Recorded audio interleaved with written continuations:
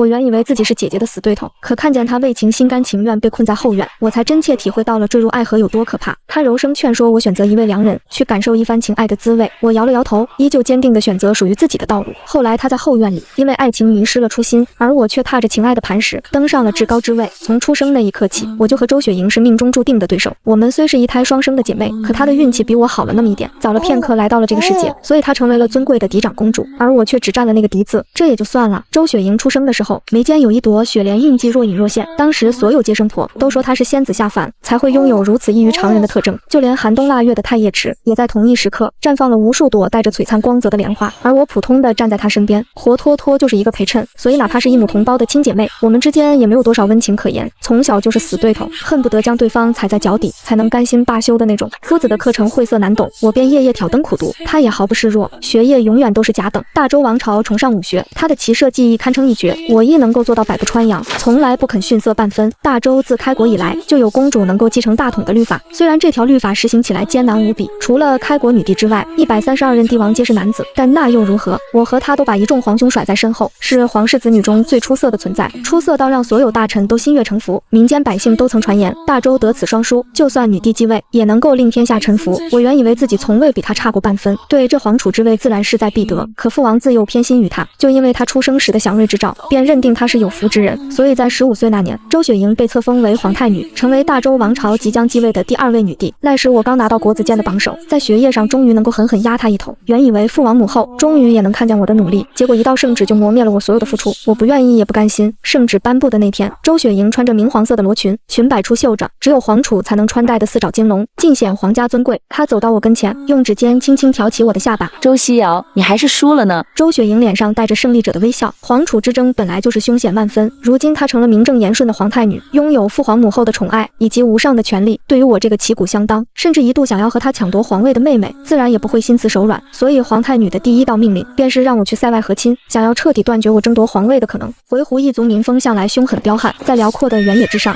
回鹘族拥有十分强悍的兵力，拥有号令整个草原民族的能力，是大周最需要忌惮的对手。能拉拢就绝对不强攻，所以用上百利而无一害的和亲，便能够不费一兵一卒，确保大周100年的和平。然而大周王朝只有2位公主，周雪莹是皇太女，日后若不出意外，便能够登上人人艳羡的皇位，那剩下的和亲之人就只剩下我一个，用和亲断绝我所有的前路。周雪莹，你当真是好算计，我这位皇姐向来心狠手辣。周雪莹不置可否地笑了笑，还伸手扶了扶发髻上象征皇储的龙形金钗。若此时赢的是你，你不也会做出和我一样的选择吗？她还是如此了解我。去往塞外和亲那天，我第一次感受到所有人的目光都凝聚在我身上，这种感觉我很喜欢。周雪莹穿着华服走到我跟前，亲手为我盖上红盖头。你终究是我的亲妹妹，愿你在塞外安好一生。我笑了，谁说我的命运只能停留在塞外？我只是缺了那份气运，没有眉间雪莲作为祥瑞，但我绝不可能就此认输。所以我反握住周雪莹的手腕，字字坚定地说道：究竟谁能赢，还未可知呢。父皇如今身体康健，若想要顺利登上皇位，那还需要多年光景。可谁又能知道我不会从塞外归来呢？周雪莹知晓我的意思，看我的目光啐了3分冷意。周希瑶，你大可试试。幼年时我曾看过画本子，画本子里说每一个故事必定有一个主角。我曾经认真想过，倘若我身处的地方也是一个书中世界，那么主角必定就是周雪莹。她拥有着绝对的气运和天赋，所以才能够这么顺利登上皇储之位。我原以为自己将会费许多周折才能辗转归来，继续同周雪莹争一争皇位，我却没想到，不过3年光景，从前那个心里眼里有野心，想要同我争夺天下的周雪莹，竟然心甘情愿放弃皇太女的尊荣，以普通公主的身份下嫁侯府世子李彻。周雪莹，你疯了吗？这是我3年后同她见面时说的第一句话。回鹘族3年一次的进京拜见，在我得知周雪莹嫁人后，便主动请命，以回鹘王后的身份带领回鹘族人进宫拜见帝王。入宫后，我先拜见了父皇，然后去母后宫中请安。凤鸾殿内，母后高坐凤位之上，周雪莹穿着华丽的宫装，和世子李彻坐在一块。她双手轻轻抚摸着腹部，瞧见我来，面上带着些许温柔浅笑。阿瑶3年未见了。我目光紧紧落在她脸上。3年前，那个眼中藏不住傲气和野心的周雪莹，现如今只剩下满眼温柔，被那虚假的爱意磨平了所有棱角，和后宫里所有祈求父皇宠爱的女人没什么不同。我从未想过有朝一日你竟会安于后院。我是很讨厌她，因为她多了那份气运，就将我的所有努力踩在脚底。但我同样也钦佩这个对手，因为除了气运，她本身也是一个优秀到可以成为明君的女子。所以便是最后我输了，我也绝不会担忧这大周的未来，因为只要有周雪莹在，这大周只会比之前更加繁荣强盛。但是我怎么也没想到，她为了嫁给李彻，竟然愿意舍弃一切荣耀，舍弃曾经的梦想，更愿意将自己困在四四方方的后院里，为了一个男人和小妾们争风吃醋。这本不该是周雪莹的结局。面对我的质问，周周雪莹满不在乎，竟然还能柔声劝我。阿瑶，情爱滋味曼妙难言。往前那些年，我只知道争权夺利，现如今我才发现，情爱才是我的一生追求。我摇头，依旧坚定选择我的道路。我与你不同，情爱一字不过锦上添花，我想要的又怎会是这区区儿女情长？许是我嘲讽的意味有些浓郁。周雪莹气急败坏，西瑶，总有一天你会后悔的。我笑了，究竟谁会后悔还未可知，但凤凰自愿折断羽翼，困于后院，沉溺儿女情长才是真的愚不可及。回鹘一族派遣使者觐见大周帝王，以修两族之好，父皇自然也要为其举办宴会，向所有百姓宣示大周和回鹘族情谊长存。宴会之上，我看见了刘十二。父皇近日头风发作，今日更是严重无法下龙榻，便将宴会所有事宜全权交给了三皇子刘十二。他替父皇招待着宴会上的重臣们，颇有帝王之相。据我打探到的消息，自从周雪莹决定放弃皇太女身份，下嫁世子李彻后，我这位皇兄仿佛一夜之间变得聪慧机敏，又或者说他之前是在故意藏拙，先前有我和周雪莹在，便是他才能出众，也会在我们的映衬之下显得黯然无光。周雪莹一朝退位嫁为人妻，皇储的位置空了下来，刘十二就在一众皇子当中凸显了出来，一改往日憨态，父皇交代的公务都办得十分漂亮，手段雷厉风行，又娶了柳相的嫡女，得了丞相这一大助力，有了柳相铺路，所有人都说刘十二是最好的太子人选，便是我父皇也起了这份心思。周雪莹主动放弃皇位，而我也被迫远嫁塞外，唯一能够堪当大任的便只剩下刘十二，封刘十二为太子的那道圣旨，我估摸着不久了。收敛心绪，我又瞧了一眼宴会众人，宫廷宴会向来奢靡无度，歌舞奏乐更是没有停歇，舞姬身段轻柔飘逸，一双水袖更是舞到了人心坎上。盛装打扮的宫女们挨个坐在大臣和回鹘使者身侧，时不时替他们斟酒，而总会有喝醉了的大臣借着酒劲上头看着宫女貌美，手上便开始不干不净搂一下宫女的腰，又或者摸摸脸，胆子更大些的手慢慢往下伸了进去。然而宫女的地位实在过于卑微了些，便是这般蓄意调戏，也只能含着泪硬生生忍下来，否则一旦惹了这些大臣使者不快，轻则罚月例银子，重则自己这条小命也得因此丢掉。没有什么理由，因为宫女命贱，因为女子天生就该服侍男子。这一幕瞧着有些刺眼，但此时的我做不了什么。我原也有机会改变这一局面的，但周雪莹赢了，我便以为她能够做到，可她最后却为了那点虚无缥缈的情爱放弃了。现如今的我，作为回鹘王后，只是坐在自己的位置上，一杯一杯喝着酒，可偏偏有人不愿意让我好过。户部侍郎徐大人举着酒杯，摇摇晃晃站起身。二公主嫁到回鹘多年，已成为他人妇，怎还抛头露面做两国使者？他此话一出，宴会里便有其他大臣窃窃私语：女子应当安于后院，相夫教子，服侍夫君，方才是正道。两国使者让一女子出面，回鹘莫不是看不上我们大周？这话说的就有些严重了。我看向说话那人，正是刘十二的岳父柳相，突然朝我发难，贬低女子是一回事，也是想趁机敲打我切莫再打皇位的念头。毕竟我是一个嫁出去的女儿，自然没有继承皇位的机会。当初让我和亲，便是想让我断绝继承皇位的可能。然而不过短短3年，我在回鹘便拥有了自己的势力，甚至可以代表回鹘王来大周觐见。倘若时间更长一些呢，我是不是就能够掌握回鹘族大权？到时候以大周公主的身份，带着兵权回到大周，这眼看就要到手的皇位，或许就由我同他分一杯羹，谁输谁赢将会再次成谜。他自然不愿了。我让刘十二感受到了危机感，所以他借着这些大臣的口，想要来敲打我安分守己。我或许能够活得更长些，可我偏不想让他们如意。我举着酒杯站起身，眼睛直直盯着柳相，没有半分胆怯。柳相此言诧异，咱们大周开国帝王便是女子，先祖以女子之身在战场上厮杀，风采丝毫不逊男儿郎，更甚至让大军心悦诚服，最后才成功建立了大周，令天下臣服。先祖更是留了一道圣旨，至高皇权，皇室子女能者居之，从不拘泥于什么男女尊卑。先祖上且不认为女子只能在家中相夫教子，有才能者便是皇位都能做。怎么如今才过100年，柳相便将开国女帝的话忘了一干二净？女子亦可相夫教子，同样也能定国安邦。譬如我从来只想做后者，我以先祖的话来呛他，柳相心里便是有10000分的怒火，也得硬生生吞下去。终究是先祖，咱们这些后辈对他的话只能遵守。柳相脸色极其难看，好半晌才冷笑着开口：公主当真伶牙俐齿。我冲他微微行了一个礼。柳相过誉了，宴会还在继续着。我原以为闹了刚才这么一出，刘十二便会歇了心思，但我没想到他竟然将主意又打到了周雪莹身上。那个曾经一出现便让所有皇室子女黯淡失色的周雪莹，回鹘使者前来，本皇子也应当尽地主之谊。大周公主献武一曲，不知这份礼物回鹘可否欢喜？刘十二盯着我笑，这话说的那叫一个坦然，丝毫没觉得这是把周雪莹的脸往地上踩。又或者说，当年周雪莹力压一众皇子成为皇太女，同样打了刘十二的脸，如今有机会能够踩他的脸面，自尊心极强的刘十二又如何会放过？堂堂大周嫡长公主在使者面前献舞，说好听点是为了修两族之好，可是若说难听些，那便是大周公主地位卑微，竟然能同舞姬一般当场献舞。大周明明是女帝开国，然而不过100年光景，女子地位竟然这般低下，堂堂一国公主竟与舞姬无异。我不知道周雪莹为什么会同意献舞，她舞技一向卓绝，可她一直都是个高傲的人，我原以为她会拒绝的，直到我看着她身穿舞服，随着一众舞姬上场。我盯着他，周雪莹，你真是疯了，这场舞他还是跳了。大臣和使者都看得如痴如醉，那眼神说不上清白，更多则是让我作呕的情欲。可全程周雪莹都不敢同我对视，直到即将退场时才抬眸瞧了我一眼，那眼神复杂至极。好不容易等到宴会结束，我直接拉着周雪莹去了后花园。我依旧不敢相信，当年那个自信明媚的周雪莹会如此自甘堕落。周雪莹，你疯了吗？堂堂一国公主竟然在这种宴会上献舞，当真不要脸面了吗？周雪莹手里绞着帕子，或许是被我吼得有些心虚，好半晌才开口解释。夫君和三皇兄是至交好友，今日献舞能够帮到他，也是在帮我。夫君又是李彻，我实在想象不出，一个才情容貌皆不如我的世子，是如何让周雪莹芳心暗许的。终究我们做了这些年的对手，我以为他的目光能够略微高些，却不想还是瞎了眼，困于后院为情爱所累，放弃从小的追求。周雪莹，你当真快活吗？他没来得及回答我这个问题，李彻就从阴影处走了出来。他看我的目光带着些许戒备，又当着我的面握住周雪莹的手。回谷王妃，你似乎管得太多了些。李彻是在提醒我注意身份。我笑了，本宫亦是大周公主，也是周雪莹的妹妹，便是问上一句皇姐的幸福，世子又能奈我如何？西瑶，周雪莹站了出来，小小的身躯护在李彻面前，竟是那般刺眼，还有些恨铁不成钢。她说，他终究是你的姐夫，你该给他应有的尊重。哈，可不是什么人都配当我姐夫的。周雪莹见我神色未变，又转头去瞧她心上之人。夫君，我们回去吧。李彻看我的目光依旧不善，但周雪莹开了口，他也只能点头，然后牵着她的手直接从我身边离开。看着她的背影，我终是没忍住问出了心底疑惑，周雪莹，你当真忘了我们幼年说过的话吗？幼年时那个牵着我的手登上城墙，同我看万里江山说心中抱负的周雪莹，当真不见了吗？不，我不相信。她明明见过世间疾苦，也知晓这个世道对女子而言究竟有多难，更加知道若是我和她其中之一能够登上皇位，便能够尽我们所能扭转如今这个局面。她脚步微顿，未曾回头，但她的语气我竟然听出了一丝轻快。那条路太累了，我不过一介女流，只想和心爱之人白头偕老。西瑶，皇姐也希望你不要过于执着，江山万里终究不是我们女人所能掌控的，那倒不如择一良人相伴一生，日子更快活。说完，他直接拉着李彻离开。你做不到，又怎会知道我不行？我冷冷盯着他离去的身影，忽然觉得幼年时的那句誓言，在此刻竟都成了笑话。但我不甘心，他可以忘了看过的万里江山，忘记幼嫩之躯的豪言壮志，可我不会忘，也绝不能忘。我逐渐平复心中情绪，正准备转身回宫时，父皇身边的太监拦住了我的路。公主，皇上召见。这次使者来朝，在京城居住不过半月，时间一到，我就必须跟着回鹘使者回到塞外，拜别父皇母后，我又去见了周雪莹。原以为她被情爱所迷双眼，李彻就算再不堪，至少也该是真心对待她。谁曾想李家后院莺燕燕不曾断过。我去看望周雪莹时，李彻正在其中一个妾室的房间里用午膳。至于他那双手本该执掌玉笔的手，此时握着绣花针，正在替李彻绣鞋袜，当真是个好贤良的世子妃。作为堂堂大周嫡长公主，竟和一群女人争风吃醋。周雪莹，你倒是真让我刮目相看。临走之前，我只给她留下了这句话。回到塞外，入了回鹘族的地盘，回鹘族人见到我纷纷下跪行礼。我出嫁时带来的丫鬟珍珠听到动静，连忙迎了出来。公主您回来了。作为自幼服侍我长大的丫鬟，我同珍珠之间的情谊，甚至比周雪莹这个孪生姐姐还要更亲近些。她知晓我今日回来，便早早将帐篷收拾妥帖，又亲自替我沏了一壶茶捧到我面前。回鹘王，我回来已经几个时辰，依旧没看见呼延烈。回鹘族这几日并无大事发生，按道理他应该待在自己帐篷里处理公务，可我并未看见他回来。珍珠有些愤愤不平，指着西侧那个新帐篷。公主您不过是去大周2月，回鹘王又纳了2个侍妾，此时正在侍妾房中呢。谁送的？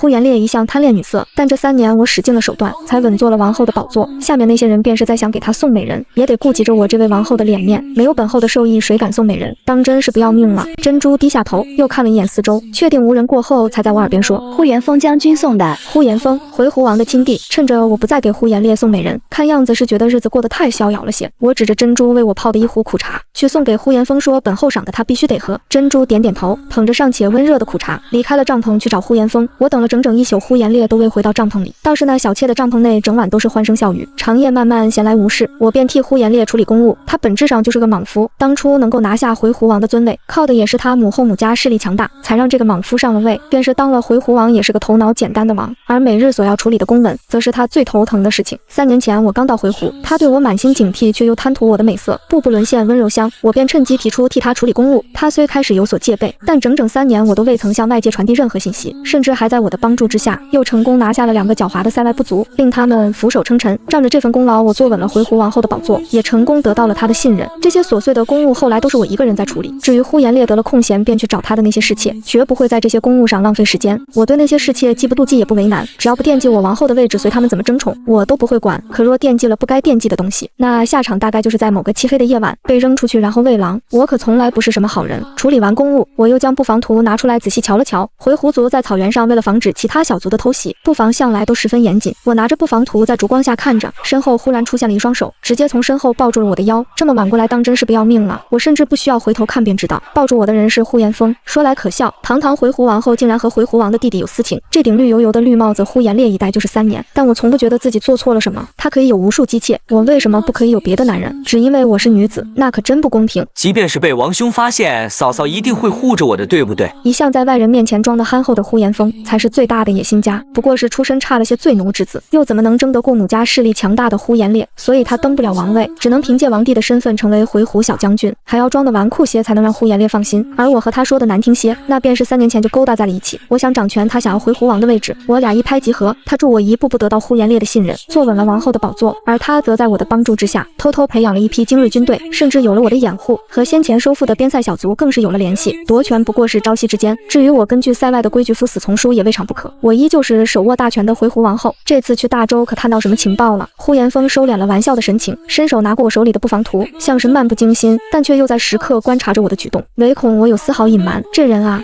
床榻之上抵死缠绵，可一旦穿了衣服就只剩下满心算计，可真是令我伤心。我摇摇头，拿起毛笔在纸上写下了一个字战。呼延风又看了我一眼，放下毛笔，我指着这个字说，回来之前父皇曾找过我，说回鹘一族始终是大周的心腹之患，而我这个大周公主嫁入回鹘则是最好的内应，他日若战事再起，我便可以为大周传递消息。我说的可都是实话，从一开始我就是作为一枚棋子被送入回鹘族的。你原可以按照你父皇说的做，为何要告诉我？瞧着呼延风与我耳鬓厮磨，看似情意缠绵，但他实际上才是那个最谨慎的人。我转身慢慢伸手抚上他的眉骨，那处有块伤疤是我刺的3年前，他偷偷潜入我营帐，直接摸上我的床。我可是堂堂大周公主，岂容宵小放肆？所以我给了他一点小教训：大周随时可以和亲的公主，以及回鹘族拥有权力的王后。你猜我会怎么选？前者看似荣耀，但荣耀背后却要付出极大的代价，而后者我拥有了绝对的权力，又有了尊荣。我是大周公主，便是如何充满野心，能够坐上最高的位置也不过是后位，所以他许我拥有实权的后位。我究竟如何选择呼延风，心里也是清楚的。那瑶儿有何好计谋？我将明珠倒的苦茶递给了他一杯，自己则重新举起一杯茶水碰杯酌饮。那便战由我和呼延风双双使力，本就对大周虎视眈眈的呼延烈拿到我带回来的情报，毅然决定出兵攻打大周。他原也有犹豫，但呼延风同一时间从大周间谍手里带回来的情报同我的一般无二。回鹘族虽有重臣提出异议，但不过1个晚上的功夫，自会有人让他们闭上嘴。可是还学不会沉默，那么草原上就是再多一具遗体而已。不出3个月，回鹘族起兵攻打大周。得知这个消息的周雪莹竟然还写信来骂我，说我没有劝住回鹘王，才使战事再起。你这位皇姐当真是有趣的紧。3年前你同我说周雪莹有帝王之相，极有可能是大周开国以来第2位女帝，结果不出3年功夫，她竟然为了情爱抛弃了皇太女的身份，当真是对世子李彻一片痴心啊！打仗前夕，呼延风竟还有闲情雅致，来我帐篷里喝茶。恰好瞧见了周雪莹写给我的这封信，我便当着她的面将这封信丢进火炉子里，看着火星子一点点吞噬掉这封信。我又转头看着呼延风，为情爱所累，愚蠢至极。这场注定要起的战事，哪怕没有我跟呼延烈在中间推动，回鹘王在3年之内也一定会大举进攻大周，这是他一直以来的野心。而我唯一能做的，就是无限放大他的野心，让他早日做出这个决定。但奈何我终究是大周公主，便是已经成为了回鹘王后，在这场大战中也是须得回避的。呼延烈哄着我，特意差人给我买了上好的金器玉器。阿瑶，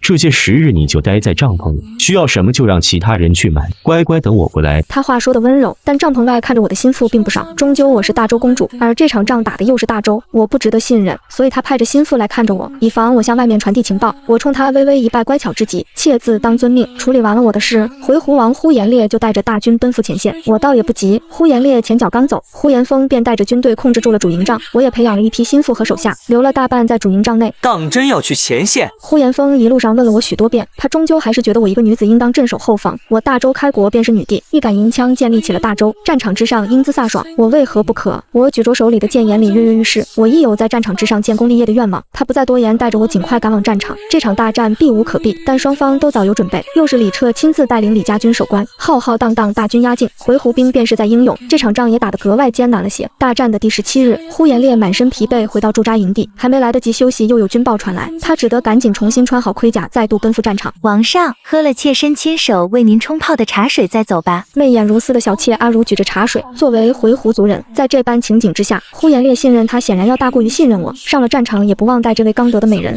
单瞧着这张脸，呼延烈便没了脾气，伸手在小妾脸上摸了一把，然后举着茶水一饮而尽。待本王得胜回来，便封美人当侧妃。阿如赶紧谢恩，又亲自将人送出了帐篷，这才小心翼翼掀开后面的帘子，将我迎了出来。公主一切都准备好了。我低头看了一眼手中茶杯，正是呼呼延烈喝下的，茶杯中还残留了一些茶渍。我伸手接过茶杯，然后猛地一松手，那把消息放出去吧。的确是回鹘人心也在回鹘，可惜阿如刃的主子只有呼延风一人，战场之上刀剑无眼，经过激烈拼杀过后，依旧没有个胜负结论。双方大军压阵，李彻领着李家军守在关口，一柄长剑直指呼延烈。我大周对回鹘族不薄，你们便是这般报答我大周。呼延烈往地上啐了一口唾沫，依旧没改掉那副莽夫的性子，坐在马上，双手举着大锤，在空中挥起了一个弧度，烈风阵阵，还带着杀气。李家小儿，你切莫嚣张！大周占着最好的城池，地界百年，如今也该让我回鹘族人入驻京城，想一想这无边富贵。哈哈哈，这般嚣张模样还真是让人讨厌。当呼延烈准备上前打头阵的时候，身后马蹄声响起，他一个回头，一杆长枪直接捅破他喉咙。本就喝了带毒的茶水麻痹了反应，能够让这次的计谋更加顺利进行。就那么一瞬间，威风凛凛的呼延烈就死在了亲弟弟的手上。浩浩荡荡的回鹘大军瞬间乱作一团。回鹘和大周修秦晋之好，大周更是将尊贵的嫡公主下嫁回鹘，给足了诚意。然我王兄野心昭著，本王劝解无果，便只能在战场之上做最后的弥补。呼延风的声音一声比一声激烈，大军之中自也有不服之人。然而呼延烈并未留下一儿半女，他一朝身死后，这回鹘王位自然是落在了唯一有着血缘关系的呼延风身上。而主帅身死，回鹘大军早就军心溃散。只是这一变故让李彻同样意外，但终究是领兵多年，呼延风的示好之举，他自然也不能视而不见。这场大战能不打起来最好，毕竟谁输谁赢尚未可知，便是赢了，那也得付出极大的代价。呼延风看了一眼藏在大军中央的我点点头，取下帽子，解开一头秀发，骑马来到他身边。他又转身看着李彻，本王愿意跟大周重修就好，大周公主依旧会是回鹘王后。不知李将军意下如何？同意就此双方罢兵边疆，百姓不再饱受战乱之苦；不同意狼烟四起，终将会分个你死我活。回鹘军的凶狠便是李彻，也没有十足的把握能够打赢这场战役。既然如此，讲和势在必行。而我和呼延风最初的计划，便是想在战场之上斩杀呼延烈，借此向大周示好，再借大周势力，让整个回鹘族必须承认他为新王。一切都在计划中，除了我手中这一剑。我在千军万马前将剑插进了呼延风的心口。为何？他捂着胸口，眼里满是不可置信，似乎到这一刻还是不肯相信我居然会为了大周而杀他。毕竟我已经成了回鹘王后，只要同他计谋成功，日后我就可以执掌兵权，同他一样有着无边权力。这偌大回鹘我也能占一半。我将剑狠狠拔了出来，看着已经从马上滚落到地的呼延风，慢慢俯身靠近他。一半回鹘的确很诱人，诱人到我差一点就要动摇了呢。可我远比你想象的还要贪心，我想要的可远不止小小回鹘，还有这江山万里。我于千万人前斩杀呼延风，身披银白铠甲。李彻早就接到了旨意，一杆银枪递到我手中，银枪寒意骤现。我转身看着乱作一团的回鹘大军，回鹘王族血脉如今只剩我腹中之子，你们若是放下武器投降，我依旧可以作为回鹘王妃，承诺你们绝不伤你们分毫。大军中亦有对我愤恨者，举着剑冲上前来。妖女，今日你杀我回鹘王族，便是不死不休，我也要杀了你。这场大战势在必得。是马我轻笑，银枪慢慢举起，指向回鹘族主营帐的位置。那你们的家人呢？刚出生的幼子，刚娶的新婚妻子，以及年迈等待你们回去的父母，可都要为你们今日举动陪葬了。你们当真想好了吗？我本就培养了自己的实力，更是留了大半在主营帐，就是为了借此控制住那些孤儿寡母，以此用来威胁大军，为的便是这一刻。回鹘郎的确热血英勇，但终究也是个有血有肉的人，妻子儿女的又怎么能不顾呢？所以这场大战我势在必得。我周西瑶赌的便是人心。史书记载，公元景和18年，大周公主周西瑶一杆银枪立于战场之上，斩杀呼延风，不费一兵一卒，令回鹘一族臣服。世人皆言瑶有帝王之相。我终于回到了大周，这个我阔别了3年的故土，现如今归来战功赫赫，更是大周帝王亲封的镇国公主，想亲王尊荣，本该是无限风光，但总会有人让我不痛快。譬如刘12，我回到大周不过1月，他就向父皇进言，提出要为我择一驸马，以弥补我这3年为大周做出的牺牲，说的冠冕堂皇，实则就是想让我离开皇宫。女子和男子不同，皇子和公主更是不一样。皇子娶妻，那便能够得到岳父家的势力，对登上皇位有着极大的帮助。然而公主嫁娶那便是别家人了，除非身披龙袍立于万人之巅，否则想要坐上那皇位，就绝不可以在此之前成亲。我知道这个道理，刘12也明白，所以他想赶紧为我找一个驸马。御书房内，我跪在父皇跟前，瑶儿，你有何想法？父皇亲自将我扶了起来，又赐了座。我这位父皇向来喜形不露于色，他自然知晓我的野心，但却依旧放手让我和刘12斗。便是上次召见，也不过是想试探我，如今心是在大周还是在回鹘？前者我依旧是他手里的剑，是他算计整个回鹘最重要的棋子；若是后者，那我变成了父皇的敌人，能否顺利走出皇城都是未知数。现如今面对刘12的算计，父皇既没有立马同意他的请求，但也没有为我拒绝亲事，只是召我觐见，来探一探我的口风。女儿为了大周在回鹘隐忍3年，现如今虽无限风光，但外面的风言风语终究太多，不如让女儿自己离宫修一座公主府。至于驸马，我低头轻抚着小腹，脸上带着浅笑。如今我腹中怀着孩子在身披嫁衣，只会是笑话一场。就算是再嫁，驸马忌惮我腹中孩儿，到时候夫妻不和睦，严重些新婚之夜见了杀戮，丢的也是我皇家的脸面。说白了，我不想再嫁，可若父皇逼我，我自然也得乖乖遵命。但新婚之夜，新郎官因我腹中孩子争执争吵之间动了手，丢了命，那也是有可能的。我已经当着父皇的面表明了决心，父皇不再说话时摆摆手让我离开，我又恭敬地行了一个礼，这才转身慢慢往外走。只是即将踏出御书房时，父皇的声音从身后转了过来：当初雪儿要舍弃皇太女身份，朕虽然震怒，但也心安。你们终究是女子，是朕的掌上明珠，能享一世荣华，无忧无虑，过完一辈子便是最好的。这江山虽好，可充斥着太多危险，并不是你们轻易能够应付得来的。我打断了他的话：父皇，您究竟想说什么？父皇默然。朕只是希望你当一个真正的公主。我转身直直盯着父皇，女儿一直都是真正的公主，一个想要登上皇位坐拥天下的公主。我自请搬离了皇宫，父皇在我和周雪莹及笄那年，就已经在宫外为我们修建好了各自的公主府，我直接搬了进去，又大摇大摆养了几个面首，日子过得倒是好不快活。谁曾想知晓这件事情的周雪莹，竟然带着丫鬟翡翠跑了过来，看着我和面首在湖亭中嬉戏，当即指着我骂：三皇兄给你找驸马，你不要，你居然在这里养面首。周雪莹则一良人平淡过完一生，你为何非要如此作践自己？我看着眼前为我抚琴的面首，右手轻轻抚上他的脸颊，他眉眼酷似呼延风，所以我对他格外喜爱了些。作践吗？男子可以三妻四妾，本公主为什么不行？则一良人，我笑了，怎样的良人才能配得上我？配得上我的那份野心？我起身慢慢走到他面前，看了一眼面前的主仆二人。周雪莹，我不是你，我从来不信什么真心，也不屑拥有什么真心，更加不会像你那样依赖夫君。我的人生便只能由我自己掌握。父皇不行，周雪莹不行，未来夫婿更不行，谁都不可以，除了我自己。终究是不欢而散，但我也没有放在心上。不过听说他回府之后就动了胎气，终究是我的亲姐姐，我还是派人给他送去了补品，虽然直接就被丢了出来，但心意到了就行。周雪莹没能劝得了我，刘十二便坐不住了，一个又一个昏招朝我使了过来，这次更是联合柳相当朝，奏请父皇让我去青州平复叛乱。青州是大州和塞外的交界处，我虽不费一兵一卒就收服了回鹘大军，但终究有些人依旧对我恨之入骨，更不怕妻女被牵连，联合了一批人一次又一次骚扰青州。而刘十二在朝堂之上同样说得冠冕堂皇，郑国公主颇有先祖风范，青州之乱百姓动荡不安，罪魁祸首是那不肯臣服的部分回鹘军，若让公主率军前往镇压，必定是最好的人选。这话说的可笑，往日总说女子不宜参政，就该待在闺房之内绣花穿针，如今却让我一个身怀六甲的女子去平复叛乱，可偏偏丞相也进言，这偌大的朝堂柳巷的学生至少占了一半，黑压压的人群跪在大殿之上，请求父皇下旨让我去往青州。这道旨意傍晚时我便接到了，皇上当真不联系公主，竟让公主明日就启程去青州。新收的面首青若正在为我煮茶，瞧着那道圣旨止不住摇头。丞相率领百官上奏，这就证明我未得大臣支持，在父皇眼里一时没有能力，那倒不如让我这个公主去青州，也免得整日空有野心却毫无能力，平白让人笑掉大牙。那公主当真要去青州吗？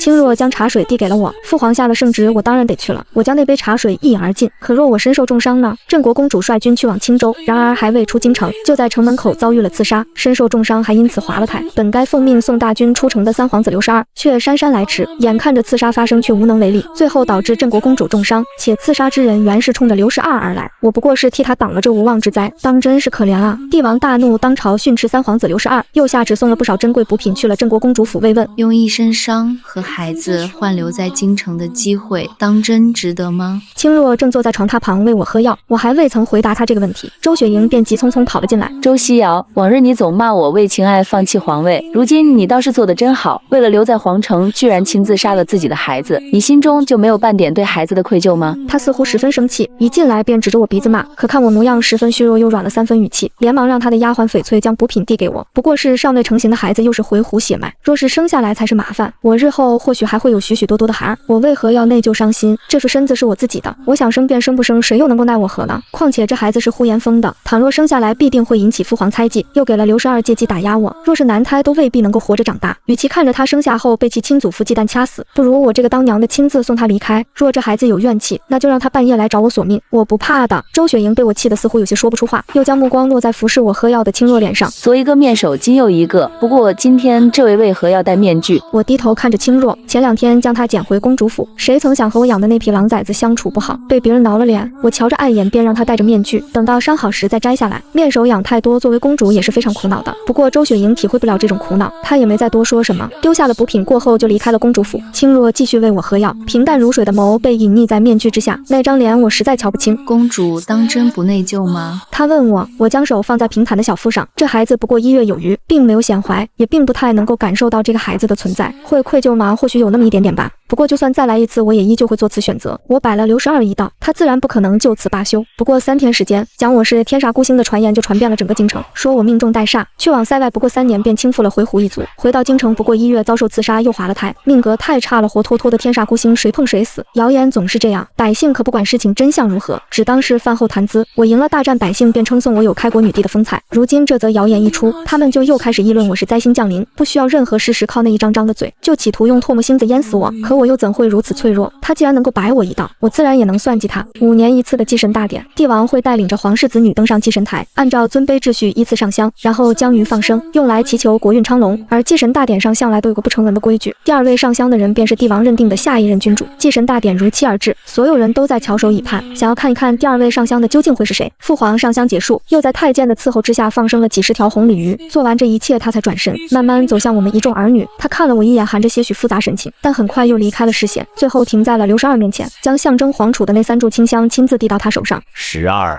去上香吧。刘12虽然极力掩饰，但是他眼里流露出的激动依旧还是被我瞧见了，更甚至拿着3炷清香还故意和我对视，眉眼微挑，像是在炫耀他的胜利。这副欠揍的模样倒还真像极了3年前的周雪莹，但他今日并没有前来祭神，据说是跟李彻后院里的那群小妾发生了矛盾，受了点轻伤，正在世子府里休养。儿臣谨遵父命。刘12开始上香，然后接过一旁太监递的小盆，数十条吐着泡的红鲤鱼正在水中畅游，他将那些鱼放生在池中，然而下一秒，池中连带着父皇先前放的那些鱼，在一个转瞬之间全都泛起了白肚，乌泱泱的白了一片，实乃不祥之兆，鱼都死光了。站在神台下的百姓不知谁眼尖，竟然瞧见了这一幕，当即就喊了起来，一传十，10传百，祭神大典上的红鲤鱼都死光了，这是不是上天的惩罚？这是上天在说3皇子不宜继承大统，他才是那个天煞孤星，不祥之兆啊！百姓议论纷纷，刘12脸色同样大变，直接一脚踹到了捧着鱼缸的太监腿上。蠢东西，祭祀大典的鱼竟都没有悉心照料。这一番话就把所有的责任推到了太监身上，太监吓得当即跪在地上，不断磕头祈求帝王饶命。可如今这现象自然是触了眉头，帝王不会将这个责任归咎到皇子身上，那就定有一个替罪羔羊，拖下去杖打30大板。祭神大典出了这样的意外，父皇脸色极度难堪，又听着台下众人对刘12议论纷纷，说他不配为国之储君，那原本该在今日拿出来的圣旨便拿不出了，惹了众怒的刘12怎能为太子呢？我轻笑，在刘12怒视的目光中缓缓上台祭神。我刚点燃3炷清香，池中本该紧闭的莲花在一瞬间竟都争先绽放，四周也隐约传来了鸟鸣声，莲花绽放，百鸟争鸣，在百姓眼里可谓是上天所赐的祥瑞。镇国公主这才是下凡神女，天赐祥瑞有我大周啊！刚才围观的百姓又继续跪下来磕头，起先是说刘12为天煞孤星，现如今又将我捧上高位，认为我是下凡神女，完全忘记了就在不久之前，也是他们说我命格太硬克死夫君，一张嘴原来可以说出这么多截然不同的话。但是没关系，能够为我所用就行。百姓接二连三跪下，有人带头奉我为神女，就有人开始向我朝拜。大周向来信奉祥瑞，所以幼年刚出生的周雪莹才会那般受尽恩宠。现如今这个身负祥瑞的人成了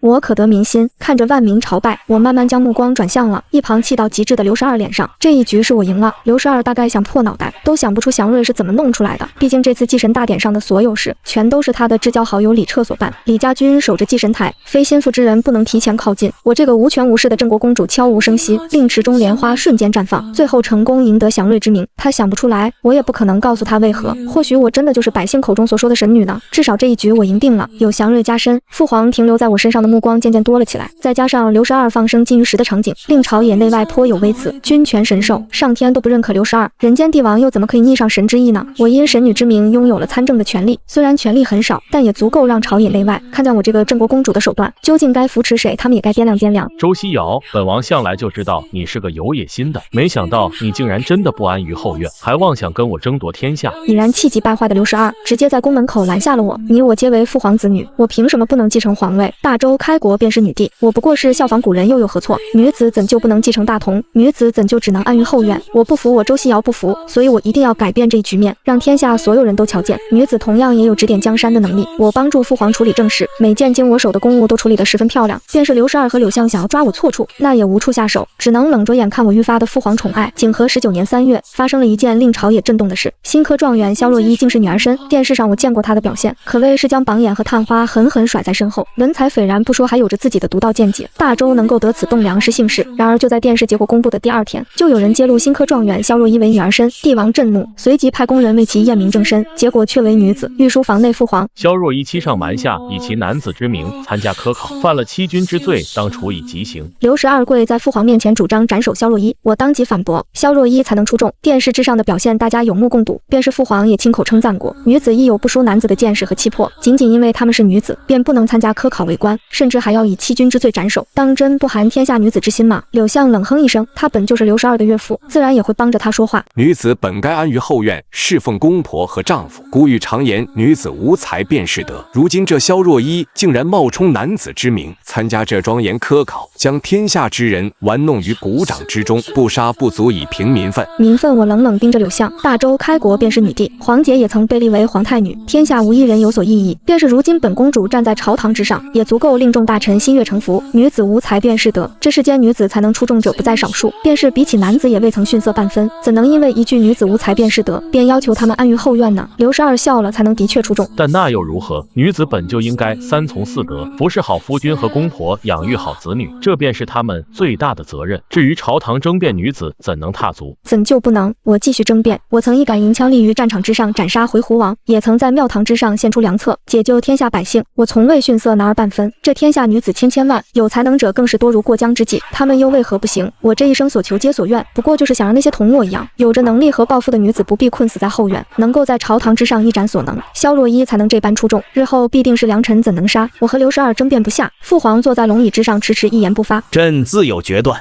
父皇神色复杂地看了我一眼，然后让我们所有人都离开了御书房。那天傍晚，斩杀萧若依的圣旨传遍京城大街小巷，因欺君之罪，当真是可笑。我将手中的茶杯狠狠摔在地上，然后准备入宫觐见父皇，求他收回成命。萧若依不能杀，只是我还未曾走出公主府，父皇身边的心腹太监便拦住了我的去路。圣上知道公主今日定会进宫，所以特派老奴前来阻拦。苏公公佝偻着身躯向我恭敬行礼，我今日必定要进宫面见圣上。萧若依有经世之才，绝不能仅因女子之身就丧命。公主可知圣上为何要斩杀萧若依？苏公公慢慢抬头看我，他虽一介阉人，可跟在父皇身边多年，早就是父皇最信任的心腹。他所说的每一句话皆能够代表父皇，所以我未曾言语，只是静静听他说。苏公公又向我行了一个礼，然后大手一指，公主可看到什么了？顺着他手指的方向看去，公主府外便是大街，来往行人不断，有背着行囊匆匆赶路的少年，有沿街叫卖的货郎，有街道两侧不断吆喝的商贩，有手捧圣贤书3两聚集交谈的学子，还有蒙着面纱走在街上的女子。所以我未曾回答，只是静静盯着苏公公。公公何意？苏公公笑了，他慢慢转身看着眼前行色匆匆的行人。公主看见了货郎，也看见了学子和商贩，入眼一看，10余人中便有8人是男子，余下2名良家女子也戴着面纱，谨慎妥帖。公主有鸿鹄之志，圣上又怎会不知？但若想要天下安定，如今大局已然是最为稳固。倘若公主一心想要颠覆阴阳，那便会致使朝野震动。到时候若不能收场，这大周100年基业便会一朝倾覆。公主如今尚且稚嫩，还远远不能够令百姓心悦诚服。女子想要登上至高位，远比男子要来的艰难。公主您一旦要选择走这条路，那便是与天下对抗。圣上是心疼您，也同样是想保这大周100年基业无虞。新科状元萧若依的确有经世之才，若是男子必定会扬名立万，可偏偏女子之身受这世间猜忌，朝野大半重臣皆求帝王斩杀萧若，帝王又何尝不心痛？但杀一人可顾朝纲，若是公主又该作何选择？最后他将这个问题抛给了我，然后盈盈一拜，转身离开。青洛从走廊那处慢慢走了过来，手里还拿着一件披风。公主可还要入宫？我摇摇头，慢慢转身往回走。杀一人可顾朝纲，帝王又如何会改变心意？说到底还是我不够强大，可父皇又如何知晓我不能改变这一局面？父皇我会做到的。终有一日，萧若依被斩首那天，刘12派人请我过去一同监斩，手里拿着父皇的旨意，我无法拒绝。哄闹的菜市场上围满了看热闹的百姓，听闻这女子女扮男装，竟当上了新科状元，女子怎能为官？这实在荒唐。但也总有一些反驳的声音响起，虽然微弱，如何不行？她能够打败天下学子，成为新科状元，才能必定出众。仅仅因为女子之身，就无法为自己争得前途，这才是笑话。是啊，就是一场笑话。女子的前途不该只是男子后院，也可以是热血战场庙堂之高。斩首之前，我走上台，站在萧若依面前，她穿着白色囚服，一头乌黑秀发披散而下，明媚俊秀，眉眼之间依旧是藏不住的野野心和孤傲。他瞧我来，冲我微微一笑。听闻公主是唯一一个为我求情之人，若依在此谢过。便是绝境，他亦能够做到如此从容。可我终究救不了你，我有愧。萧若依摇摇头，看着台下议论纷纷的百姓，眼中依旧坦然。幼年之时，我的学业便是家中最优异的，可是祖母常和我说，女子无才便是德，我只需要学好女工、刺绣、熟读女德，这便是我一生的造化。但我不服，我有经世才能，凭什么只能困于后院？庙堂之上，为何不能有我萧若依一席之地？自问才能不输任何人？我的终身抱负也不过是报效朝廷，偏偏女子之身，我就什么也做不了。我不服，所以哪怕是欺君之罪，我也要走一走这科举之路，向世人证明女子也未必会输给男子。公主你瞧，我是帝王亲封的新科状元，我证明了女子未必比男子差，虽然落了个这样的结局，但我不悔。他眼中含泪，语气激昂，我双手交叠，冲他行了一个礼。经世之才就此陨落，当真可惜了。你可还有什么愿望？本公主必定为你办到，无论是庇护家族，又或是死后安荣，我总要为他争上一争。萧若依缓缓摇头，那便请郑国公主救一救这天下女子。我亲自为她立了碑，选了一处好风景，眺望可看京城全貌。我让青若替我买了烈酒，我倒了一杯在她坟前。这地方你应当会喜欢吧？可以看见京城，也可以看见万里江山。她一生所愿不过就是施展抱负，这是我目前唯一能够为她所做的事。瑶儿，你还要继续坚持吗？裹着披风的周雪莹从远处走了过来，她脸色比上次见时又苍白了许多。为何不坚持？周雪莹摇摇头，然后举起一杯清酒洒在坟前。你所要走的这条路，大周开国女帝走过了，也仅仅只有她走过。可那又如何呢？先祖甚至还未曾来得及护佑天下女子，就一朝病弱被幼子夺了权，那些未曾颁布的律法全部作废。你如今想让那些律法重现于世，你可知要付出多大的代价？我走到周雪莹面前，慢慢抚上她的脸颊。我知道萧若依就是例子，当年我们不就知道这条路艰难？是你告诉我，我们身为皇室公主，亦有继承大统的能力。是你同我说指点江山，救这天下万民，也是你同我说这世道女子艰难。我们身为女子更能感同身受，所以我们更应该拼尽全力就营救她们。周雪莹，这些都是当年你在城楼之上同我说的话，是你说不甘世间女子身份低微，所以你要搏一搏，我也应该跟着你一同努力。我从未忘记过当年我们说的话，可你为什么忘了？忘了我们曾经约定过，为这世间女子努力一次。庙堂之高，热血沙场，女子为何不可以参与其中？我们能够握紧手中刀剑斩杀敌军，也能舌战群儒献计良策。我们明明什么都可以，却因为这世道，因为人言可畏，所以只能困死后院，生儿育女，孝顺公婆，一身才华无处施展。这便是所谓的大好人生吗？那我宁可不活这一遭。景和20年，青州叛乱，塞外小卒趁机偷袭，青州失守，奸淫掳掠充斥着整座城池。青州刺史上奏祈求镇压父皇，派刘12出兵。因祭神大典，天下百姓对刘12依旧颇有微词。若想让他顺利继位，那必定要有一番功绩。然而他这一生都守在皇城内，既无军功也无良策，父皇没有理由立他为太子。可若能够平定青州叛军，那便能够以这份军功送他太子之位。李家军为刘12后盾，想要赢下这场战役，可谓有着极大的胜算。大殿之上，我跪伏在地，儿臣请求和皇兄一同出战。青州叛军多为当年回鹘族人，所以我去一来能够稳定军心，鼓舞士气；二来便是想要向所有人宣布，我也要争一争这皇位，95之尊位。父皇沉默良久，终究摆了摆手，准奏说罢，再不肯瞧我。这次青州之行，叛军必定要平的，可是这皇储之位也一定会有个了断，无非就是你死我活。我亲手将这场争斗推上了台面，所有人都翘首以盼，鹿死谁手尚未可知。大军浩浩荡荡压境，李彻既是世子也是少年将军，有他为刘12铺路，我想赢的可能性微乎其微。周雪莹也来了，本就病重，可还偏偏要跟着一起来。我骂了他好几次，可依旧没能让他改变主意。你自己戴了青若那个面首，怎就不允许我也来青州？我每说一次，他就用这句话堵我。大军行了半个月，终是到了青州。青州被破了一次城，虽说后面援军到达，又将那些叛军赶出了青州，可经此一役，青州早已元气大伤，入目可见的断壁残垣。往日繁华热闹的青州，如今人烟萧条，路上随处可见的断肢残骸，以及被野狗啃食的遗体，腥味充斥鼻尖。周雪莹捂着鼻子，脸色煞白。两位皇妹还是去休息吧，这般惨烈之景，怕是会吓坏你们两个女子。刘12回头看了一眼我和周雪莹，眼里带着讽刺笑意。我没理他，领着青若一步步往前走。你们是来救我的吗？街道拐角处忽然冲出来了一个小女孩，小姑娘不过6、7岁，单薄的衣衫被撕裂了好几块，身上还有好几处青紫的痕迹，脏兮兮的小脸已然看不出容貌，只是瞧见我那双亮的惊人的眼睛闪现了激动的光，然后跑到我面前，一把拉住我的手。你能不能救救我啊，娘？我跟着小姑娘去了巷子里，巷子里躺着一个衣不蔽体的女子，女子奄奄一息，她眼神溃散，一点点没了生气。青若将身上的外袍解下来递给我，然后转身守在巷口不让其他人进来。我将外袍掩盖住那女子躯体，然后看着满怀期待的小姑娘，安娘死了，姐姐就不活。小姑娘一愣，眼里蓄满了泪，但还是没掉落下来。其实我猜到了。小姑娘深吸一口气，眼里恨意迸发。他们很坏，杀我父兄，欺负我阿娘，还将我的2位阿姐抓走。可是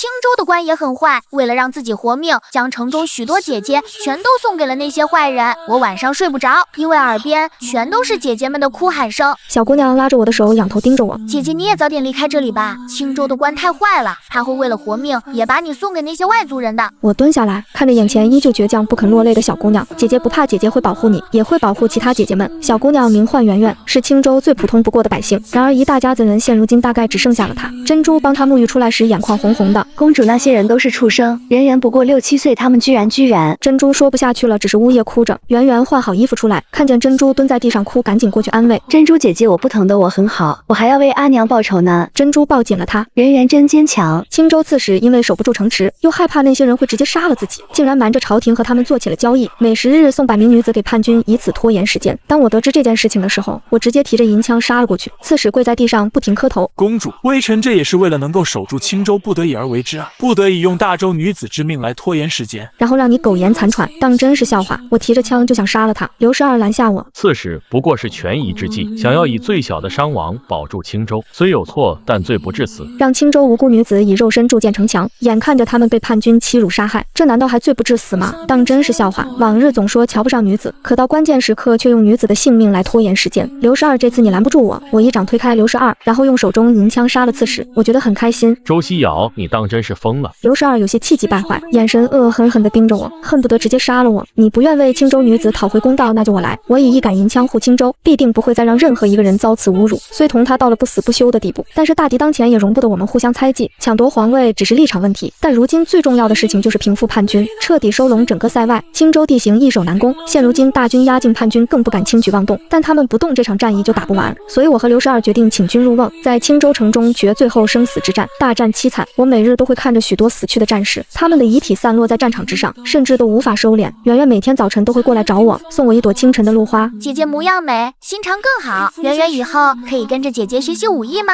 周雪莹走了过来，她身体愈发不好了，便是短短几步路都得停下来休息。她走到圆圆面前，笑着说：为何一定要学习武艺，学些刺绣插画不好吗？圆圆摇头，我想和父兄那样，可以在战场上拼杀，也想保护姐姐和娘亲。如果我有一身武艺，我就可以保护想保护的人。如果我有足够的能力，娘亲就不会死在我面前。一直倔强不肯落泪的圆圆，在这一刻终于哭出了声。为什么我是女孩子啊？父兄总说女孩子得娇养，得哄着捧着，护在手心。可是打仗了，养得娇气的女孩子们又该怎么活命呢？所以我不想当女孩子，我想像男孩子那样，可以征战沙场，建功立业。我替她擦干了眼角的泪，又煞有其事地摇摇头。圆圆，你错了，女子亦可以征战沙场，建功立业，这些事情并非只有男子才能做。所以圆圆希望长大之后，你能成为自己所要成为的人，而我也会拼尽全力实现你的愿望。周雪莹承诺了，她拼命咳嗽，却不再说一句话。大概她也想起当年自己如同圆圆一样，也曾有过鸿鹄之志吧。大战持续了整整2个月，刘12带领大军攻出城外，而率先请军入瓮的部分叛军首领则已入了青州。异界女子当真要与我抗衡吗？叛军首领举着剑，看我的目光是那样轻蔑，女子也能取你首级。我握紧手中银枪，骑马直接冲了过去。整整1天1夜，我像是不知疲倦似的和叛军厮杀，双臂已经麻木，战马也被叛军斩断双足。我举着银枪杀了一个又一个叛军，直到晨光熹微，我见到了第1缕太阳时，这场战役才终于画上了句号。叛军首领头颅挂在我银枪之上，城中叛军也悉数被我斩杀。我半跪在地，已然没有半点力气，但我却能长舒一口气，因为我终于能够护住青州百姓。被珍珠带着躲在别处的圆圆跑了过来。姐姐，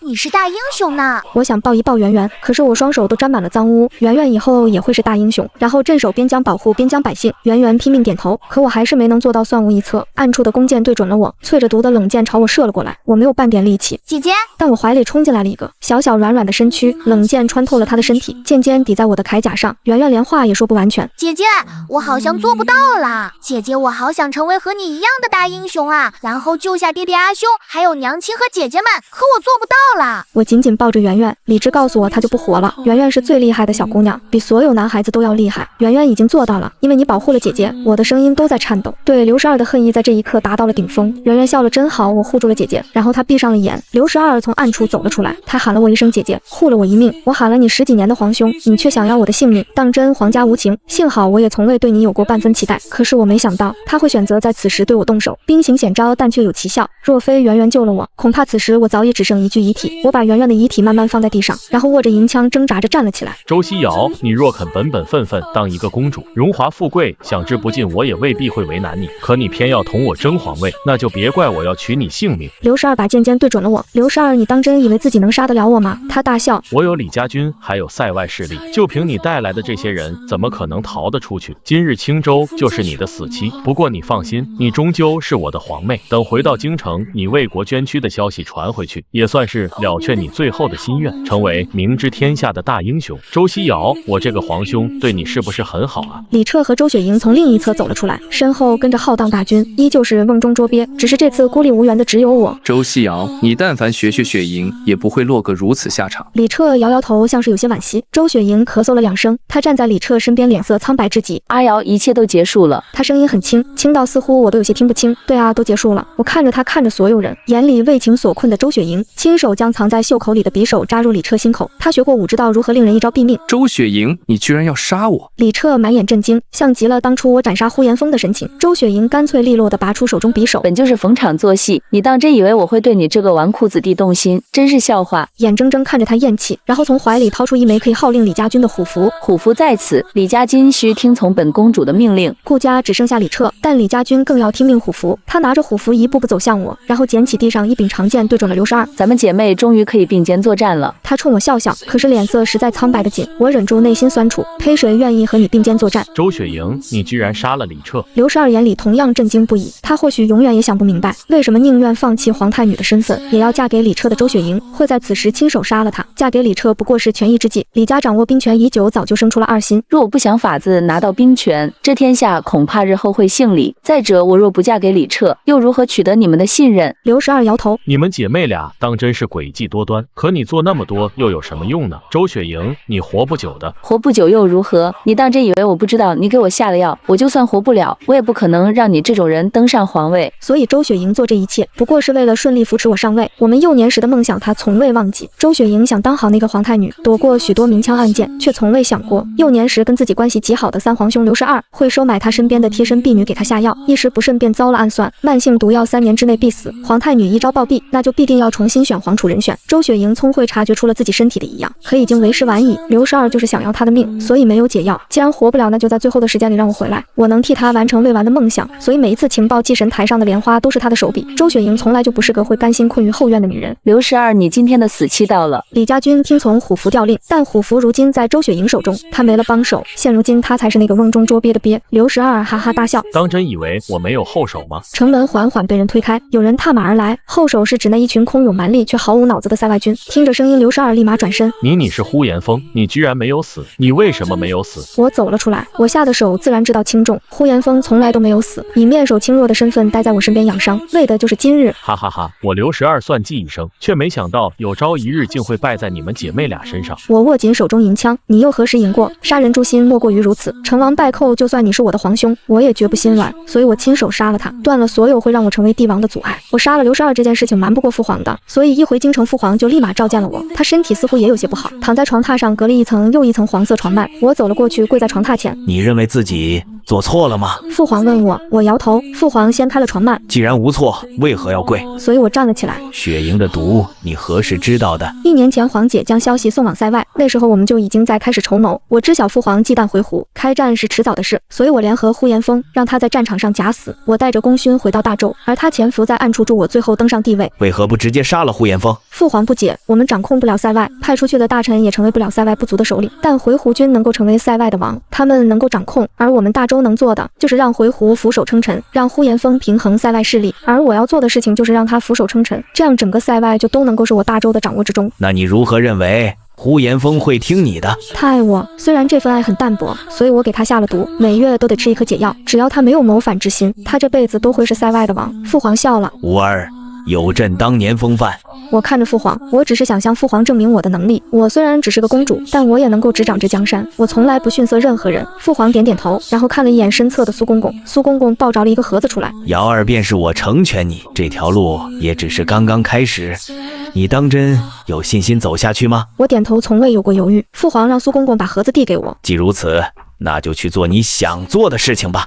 我捧着盒子走出了大殿，在大殿外，我打开了那个盒子，里面是玉玺。呼延风要离开了，他本该就是草原上的王，要不考虑考虑跟我离开？他骑在马上开着玩笑。我摇头，呼延风，要不你考虑一下，留下来当我的王夫如何？我总归是要立王夫的。他也摇头，我属于塞外。真巧，我也属于京城，所以我们注定的分道扬镳，因为我们是同一种人，绝不可能为了所谓的儿女情长放弃毕生追求。或许有那么一丝情谊，但是在江山面前却要显得那么渺小，我们谁都无法说服对方，那真是遗憾。周西瑶，往后余生莫忘了我。呼延风向我挥了挥手，然后头也不回的就骑马离开了皇城。再见了，呼延风，可我们大概不会再见了。周雪莹走了过来，她最近身体愈发不好了，太医给她看过，原本还剩下2年的寿命，奈何为了得到李彻的信任，所以故意把自己装成争风吃醋的模样，在小妾那里受了几次伤，也未曾得到及时医治，现如今只剩下不到2个月的寿命了，想想还是挺遗憾的。原本坐拥万里江山的本该是我。他在笑，笑容有些遗憾，但更多的则是坦然。那可不一定，当初我就发过誓一定要回来，究竟鹿死谁手还未可知呢，这也是实话，我从一开始就没有认输。无所谓了，反正我都要死了，不过死之前你能不能答应我一件事？我点头，你说。护住这江山，完成我们幼年所愿，可好？我走到他面前，伸手轻轻抱住他。皇姐，我从未忘记。我又登上了城楼。10岁那年，周雪莹带我上了城楼，她指着整个京城全貌跟我说：阿瑶，你可知晓这世道女子有多艰难？她们中间有才华出众者，有武艺高强者，可仅仅因为是女子，所以她们只能够听从父母之命，及笄之年就匆匆嫁人，一辈子困死在后院，每天祈求丈夫的怜惜和疼爱。我问过父皇，问他为什么不给女子开设学堂，为什么不让女子走上朝野，为何不让女子去往边关？父皇说这世道不允。我看着周雪莹认真反问，那我们能改变这世道吗？她笑了笑，眼里势在必得。自然。我那时是什么反应呢？应该是握紧了她的手，跟她说，我和你一起改变这世道。后来数十年，我从来都没有忘记过那天的誓言，往后数十年也不会忘。景和22年，成元帝禅位，镇国公主周西瑶改年号永熙，大周至此出现了第2位女帝。永熙元年，女帝兴办女学历5场，让天下女子皆可以入学堂读书，在5场习武。永熙3年，女帝下令重用女商，鼓励女子自力更生。永熙4年，女帝颁布律法，科考不限男女，女子亦可以入朝为官。永熙17年，大周出现了第1位女将军，战场之上风姿无人能敌。永熙35年，大周出了第1位女丞相。永熙50年，大周不再有男尊女卑之言，有才能者皆可入朝为官，谁都能够当自己的主人。大周出现了许多奇女子，于战场之上英姿勃发，于庙堂之高舌战群儒，再也没有人敢轻视女子。